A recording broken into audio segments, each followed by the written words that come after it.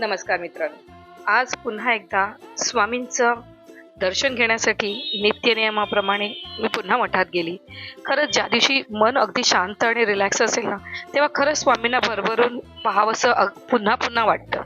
तसंच आज माझं काहीतरी झालं आणि मला आज तीव्र इच्छा झाली की आज मठात जायचंच, कारण आज सुट्टी पण आहे आणि स्वामींच्या मठात जायचं. हा तुम्हाला एक अनुभव माझा शेअर करते मित्रांनो. मी मठात गेली आणि मला असं वाटलं, अरे वा, की आरती नाही झाली. म्हणजे मी खूप घरातून घाई गडबड करून निघाली, कारण सकाळची किती वाजता नेमकी आरती होते, 9:15 टायमिंग आहे. पण कधी कधी त्यांचं आटपलं, स्वामींचं आटपलं की ते आरती करून घेतात. तर त्यामुळे मला एक हे होतं की धाकधूक होती की मला आरती मिळेलच की नाही. पण खरं सांगते मित्रांनो, स्वामींना मनापासून आळवलं किंवा मनापासून प्रार्थना केली तर ती स्वामी चरणी नक्कीच पोचते. तसंच आज काहीतरी झालं माझ्या बाबतीत. आणि मित्रांनो, मला अशी इच्छा झाली, तीव्र इच्छा होती की आज मिळावी. पण काय झालं, नेमकं मी आत मठात गेल्याबरोबर काही स्वामी भक्त होते. त्यांनी सुद्धा मला आग्रह केला की ताई घ्या ना आरती तुम्ही. तर मला असं झालं की अरे वा, स्वामींनी खरोखर त्यांच्या तोंडून वदवून घेतलं की मला आरती घ्यायची आहे किंवा मला आरती घ्यायची इच्छा आहे. आणि मग सगळ्यांच्या विनंतीला मान देऊन मी आरती घेतली.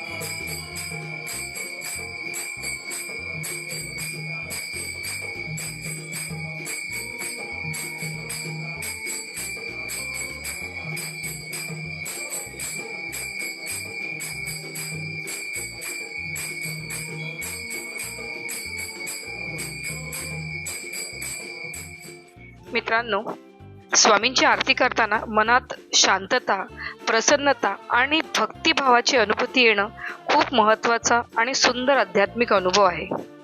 असाच अनुभव शब्दात मांडता येणार नाही, कारण मित्रांनो, हा प्रत्येकाचा अनुभवायची गोष्ट सुद्धा निराळी असू शकते. स्वामींची आरती करताना मनात अगदी शांत आणि प्रसन्न झालं. त्यानंतर स्वामींच्या आरतीच्या ज्योतीकडे पाहताना मनातील सर्व चिंता काही क्षणातच माझ्या दूर झाल्यासारख्या वाटल्या. मित्रांनो, स्वामींचे नामस्मरण करताना अंगावर एक रोमांच उभं राहिले. तसंच मनात एक वेगळी सकारात्मक ऊर्जा जाणवली.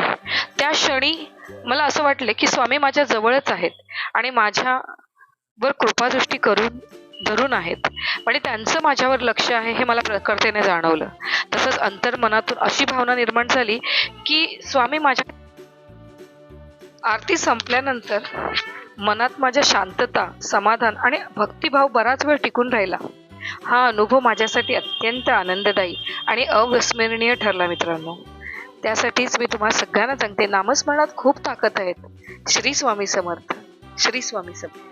असाच काहीसा सकारात्मक, शांतता आणि समाधान देणारा अनुभव घेण्यासाठी तुम्ही मठात कधी येणार आहे ते नक्कीच मला कमेंट्स करून सांगा. श्री स्वामी समर्थ. अवधूत चिंतन श्री गुरुदेव दत्त.